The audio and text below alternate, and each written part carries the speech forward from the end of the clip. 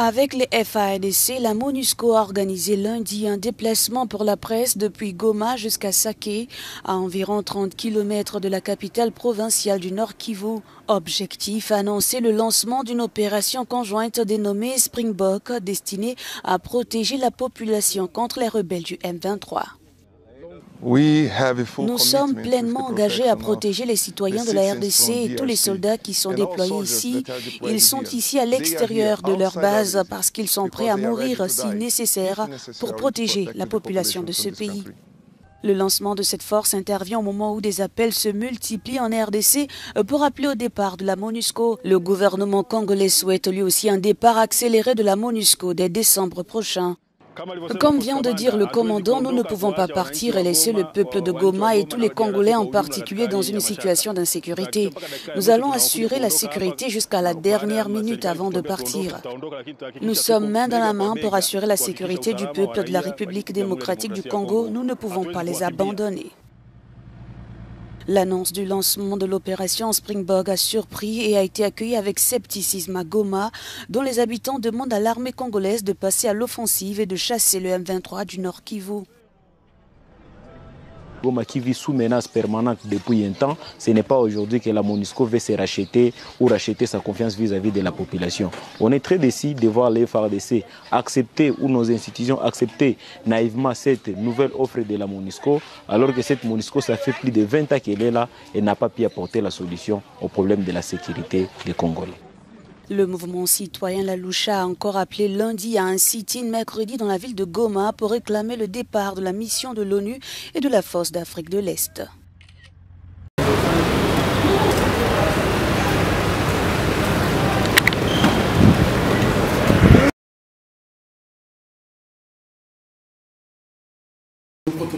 Ah, c'est le ministre d'État. Président de l'Assemblée. Vous allez bien? Ok. Merci pour le... Merci beaucoup. Merci.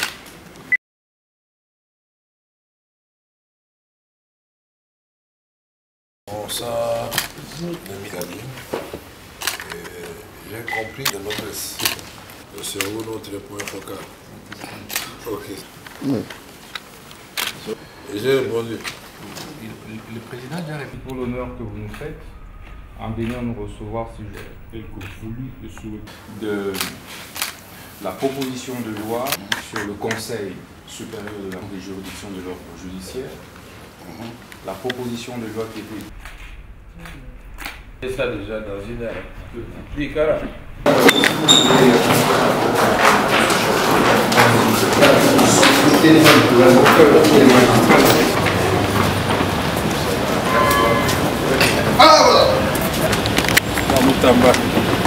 Ok. Bon, bien, ok. Très bien, on se voit. Tu vas voir. On va se retrouver. Ok, merci. Et bon temps, ça.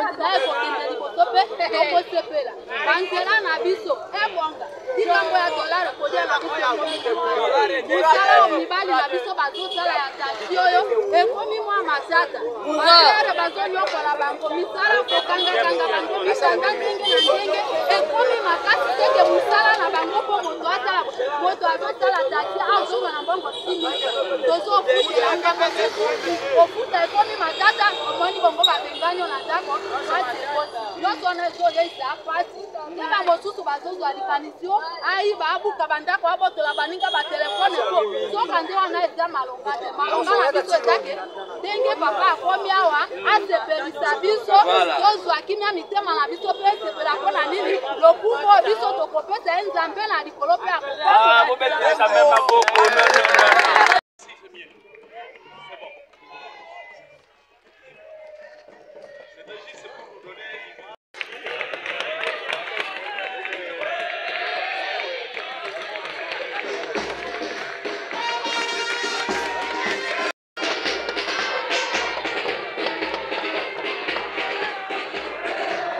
Voilà, nous sommes à Kisangani, mesdames et messieurs.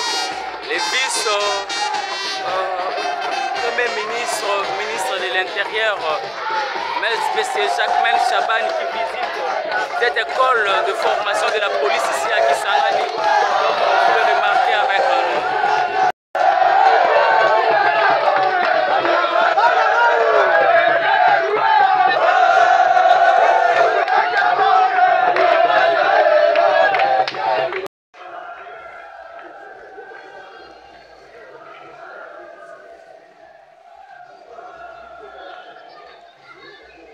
Daniel Bumba, gouverneur de la ville-province de Kinshasa, a été reçu ce vendredi 9 août 2024 par le chef d'état-major général de FARDC au grand quartier général des forces armées situé au camp lieutenant-colonel Kokolo à Kinshasa, accompagné de son directeur des cabinets adjoints et du directeur général d'Askin.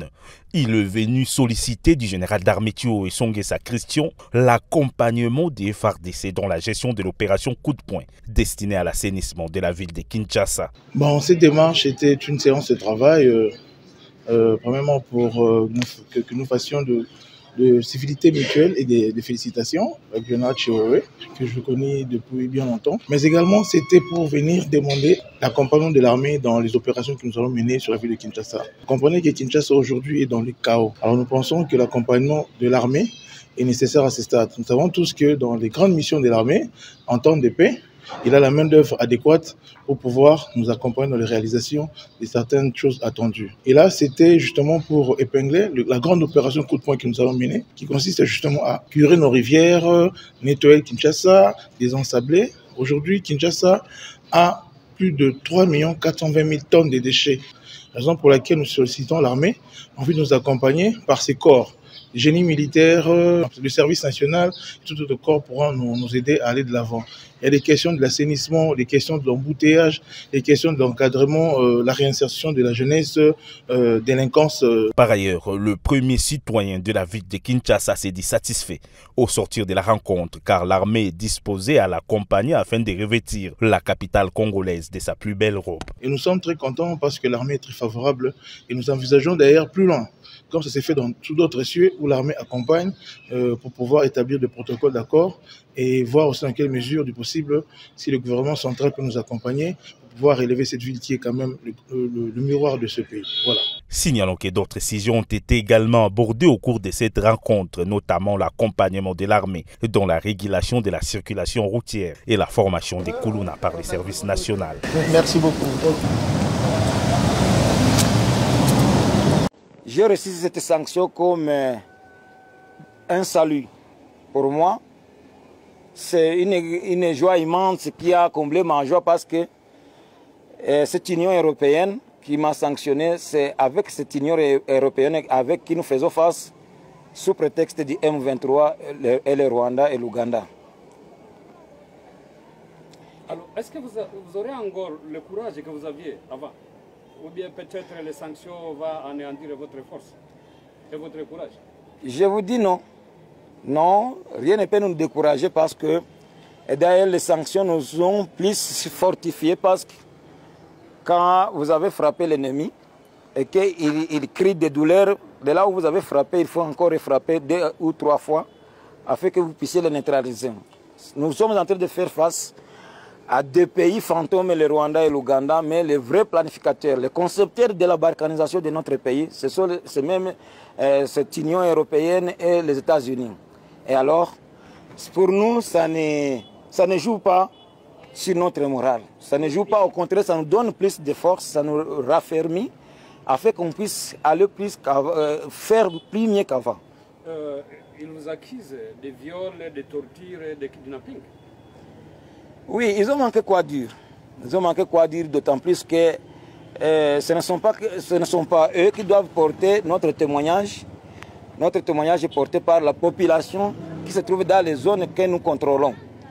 La population est témoin de ce que nous faisons. La population est là pour dire vous êtes des patriotes ou pas, et nous les demeurons. Et alors, ce que le... Vous n'êtes pas découragé? Du tout, on ne peut pas être découragé parce que nous sommes en train de défendre notre patrie. Nous sommes l'argent dans la banque, peut-être en ayant peur qu'on va bloquer vos comptes. Mais comment? En Europe, là que vous nous parlez, d'abord c'est un continent vieux. qu'est-ce qui se produit là-bas? Ils viennent ici pour diviser notre pays, pour balkaniser notre pays, afin qu'ils puissent s'accaparer de notre terre, s'accaparer de notre richesse. Qu'est-ce qu'il y a en Europe pour que j'y aille et garder mon argent, ma fortune? Je pense, je n'ai rien à garder en Europe, je dois garder tout chez moi. Et je pense qu'on est à Goma. Mais à Goma, il y a des copecs. Dans ces copecs, je n'ai pas même déposé même $100 pour que peut-être ces $100 puissent être fructifiés. Et même dans des tontines là qu'on appelle des kirimba, si on le dit en swahili, des likilimba. Je n'en ai pas. Parce que celui qui fait les kilimba, c'est celui qui est payé peut-être mensuellement. Alors comment vais-je aller garder l'argent que je n'ai pas entre mes mains en Europe et quand je ne parviens pas à le garder à Goma? Croyez-vous que la force que vous aviez avant d'être sanctionné et le courage, vous l'aurez toujours? Non, là on devient alors plus voyant qu'avant. On devient plus voyant qu'avant parce que c'est celui qui nous sanctionne, c'est celui qui nous faisait face à lui. Alors, dire qu'il nous a sanctionnés, c'est comme si vous prétendiez que l'ennemi puisse parler de vos éloges. Non, il ne peut pas parler de vos éloges. Il va critiquer négativement de tout ce que vous aurez fait.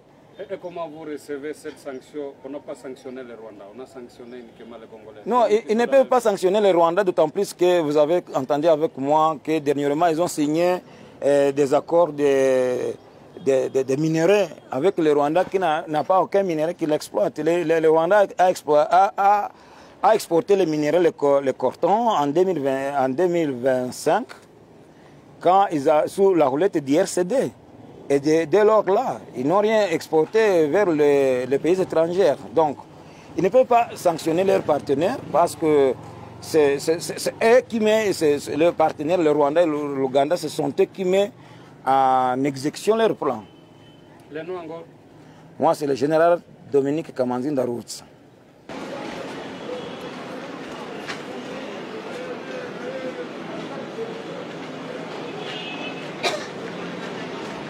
Merci beaucoup, monsieur le journaliste. D'abord, au nom de Ouanyirigira Kibindi Innocent, je suis le président et porte-parole de Pareco FF. Ces sanctions émises par l'Union européenne et les États-Unis d'Amérique, rien du tout ne nous fragilise jamais. Nous avons un programme très bien établi à défendre les terres de nos ancêtres. Ces amis cherchent à tout prix pour diviser le VDP, raison pour laquelle ils ont mis des sanctions contre nos collègues, nos partenaires, à l'occurrence le coordinateur de VDP, Gilles Moulumba, et le commandant division CMC. Vraiment, ces sanctions viennent encore de plus réanimer notre morale et nous allons commencer à faire bloc, à faire face à l'agression rwandaise. Le Rwanda qui a besoin de mettre en pratique les plans de l'Union européenne de balkanisation de notre pays. Nous disons non et nous allons continuer à dire non. Qu'est-ce que vous allez faire? Nous allons toujours continuer à jouer. Ce n'est pas pour rien qu'ils parviennent à prendre les soi-disant sanctions. Monsieur le vice-premier ministre, ministre de l'Intérieur, Excellence, monsieur le ministre de l'Agriculture, Excellence, monsieur le vice-ministre de la Défense, Mesdames et Messieurs, distingués participants,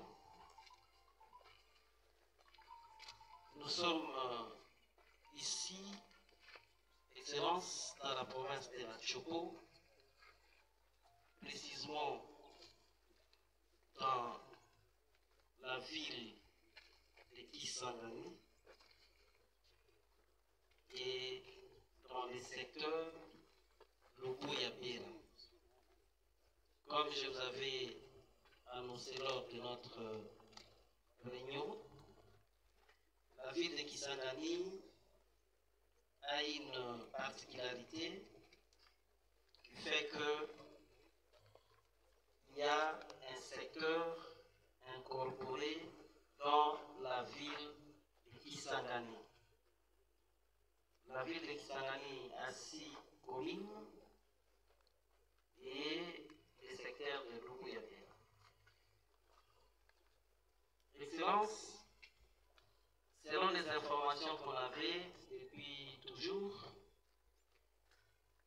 quand la société Cap Congo a acheté cette concession pour son projet agricole, il y a eu des incompréhensions et des manipulations qui a fait à ce que les tueries puissent se perpétrer entre nos frères Lengola et Mbole, en disant qu'on leur avait dépossédé de leur concession.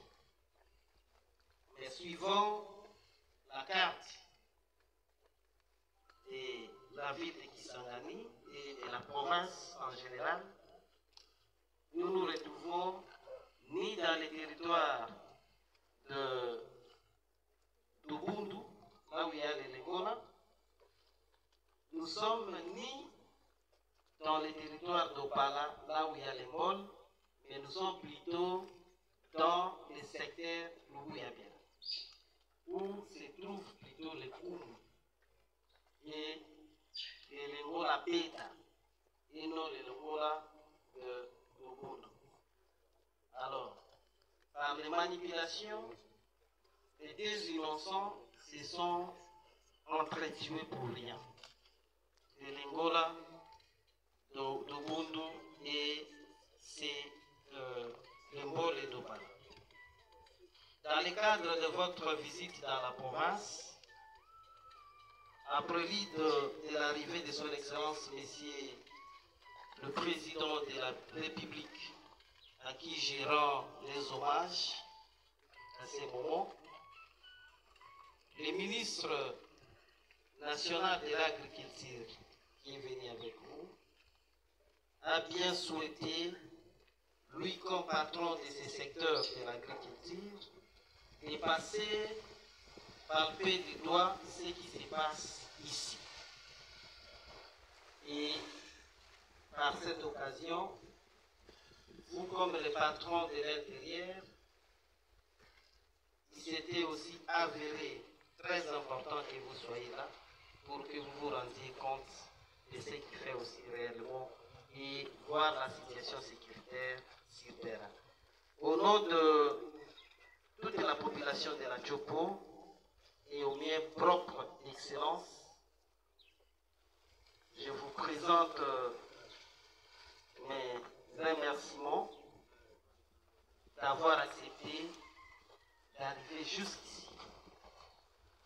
Et à toute la délégation, là je parle du ministre de l'Agriculture et le vice-ministre de la Défense. Pour une petite historique, Son Excellence, depuis le début des atrocités dans la commune de Lubunga, dans le secteur de Lubuyabera, dans une partie du territoire d'Opala et territoire de Bundu, aucune autorité, aucune n'est arrivée ici pour constater ce qui se passe. Il y a eu beaucoup de dégâts de notre côté. Je profite à cette occasion pour vous informer, Excellence, nous avons plus de 100 000 déplacés non assistés à ces jours. Je pense que votre présence et passage dans la ville de Kisangani pourra nous apporter aussi appui dans cette situation. Merci beaucoup. Je félicite la société Cap Congo pour ce grand travail. Ce grand travail qui vient contribuer non seulement pour l'épanouissement de l'assiette de la province, mais aussi la réduction du chômage dans la province de la Chopo. Excellence, pour ne pas abuser de votre temps, c'est par ici que je mets un petit point et vous souhaite bienvenue ici dans la province de la Chopo, ville de Kisangani, secteur de Lubuyabera. Je vous remercie.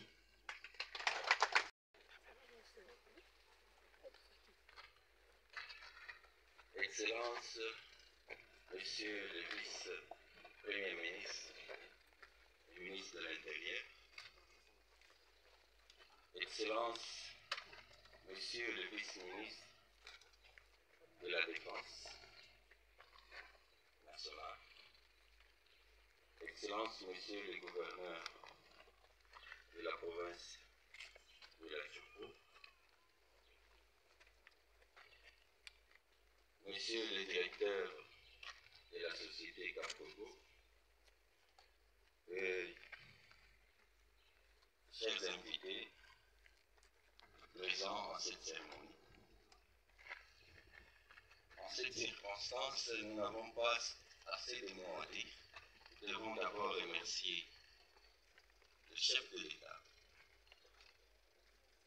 Monsieur Félix Antoine Tshisekedi Tshilombo, qui a voulu à ce que nous puissions venir ici pour préparer son accueil.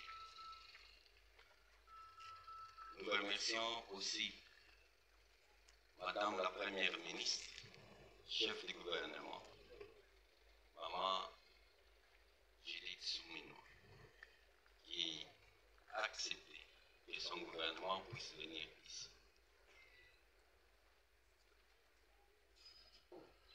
Je suis fier de voir en passant les pépinières des palmiers, mais j'ai un petit regret pour l'insécurité qui a régné ici et pour les pertes de vie et surtout des ingénieurs agronomes.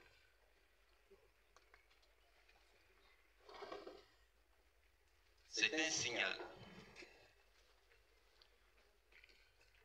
et un message que je vais donner à travers ces sites à tous les investisseurs qui viennent dans le domaine de l'agriculture. Comme je l'ai dit, dès la prise de fonction, nous sommes venus faciliter. Nous sommes un gouvernement de changement et de la différence. Nous sommes là, vous voyez la délégation. Le vice-premier ministre chargé de l'Intérieur est là. Le vice-ministre de la Défense est là. C'est-à-dire nous avons l'armée et la police et tous les services de la sécurité avec nous sur place. C'est pour vous dire un signal que nous donnons à tous les investisseurs au niveau national que le gouvernement travaille pour l'amélioration des affaires. Je saurais commencer ces mots sans pouvoir m'acquitter d'un devoir noble, celui de vous remercier de votre présence ici et vous souhaiter la bienvenue chez Cap Congo. En bref, Cap Congo, c'est une société, la compagnie agro-pastorale du Congo, ainsi que Cap Congo, est une société commerciale du droit commun, régie par l'acte uniforme du 30 janvier 2014 relatif aux droits des sociétés commerciales et du regroupement d'intérêts économiques, créé en République démocratique du Congo depuis le 29 mai 2019, ayant une personnalité juridique identifiée sous le numéro RCCM-CD-KN-M-CCM-19 et 00108 et à l'identification nationale sous le numéro 01-A051 N451114Y et à son siège sur l'avenue des Poids Lourds numéro 2 au quartier d'Anou dans la commune de Limité à Kinshasa en République démocratique du Congo. Tenant compte de ces activités, elle a choisi la province de la Topo, ville de Kisangani dans la rive gauche, fleuve Congo, au secteur Louis-Abera. Sa concession est comprise entre la rivière de Toumbé, laquelle rivière détermine la limite avec la commune de Lubunga et se termine vers la rivière Ikita qui se déverse sur le fleuve Congo en face de cette Congo. Vous comprenez donc que Cap Congo n'a même pas un centimètre de terre sur la route au Para.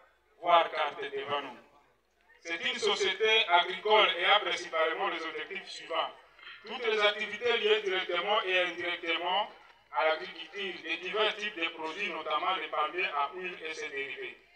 Toute opération liée à la distribution, à l'industrialisation, la transformation, l'importation et l'exportation des différents produits agricoles et végétaux. Ici est de signaler que si le terrain est conformément aux objectifs pré-rappelés, il y a une grande pépinière de palmiers placée avec la technologie de pointe, régorgeant des variétés de dernière génération. Cap Congo est ouvert à toute personne curieuse et désireuse de palper la réalité. C'est la première en RDC d'avoir une grande pépinière en termes de superficie, ce qui fait une fierté des Boyomais et Boyomaises.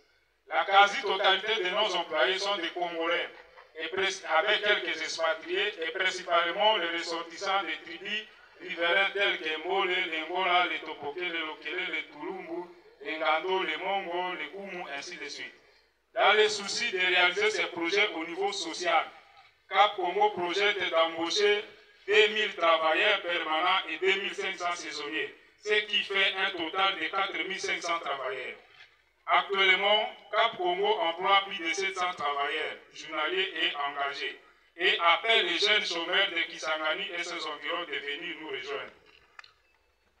Cap Congo envisage également d'installer une usine d'extraction d'huile de palme de 45 tonnes de régime par heure, de construire plus ou moins 500 maisons pour ces travailleurs, 12 bureaux, vous remarquerez même certaines infrastructures sont en cours de construction, 12 bureaux administratifs et des magasins, de construire aussi des écoles, forages d'eau et centres de santé pour les communautés riveraines.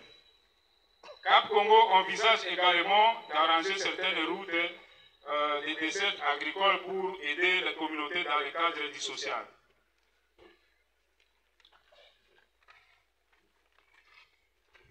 Son Excellence, Monsieur le VPM, Son Excellence, Monsieur le Ministre national de l'Agriculture,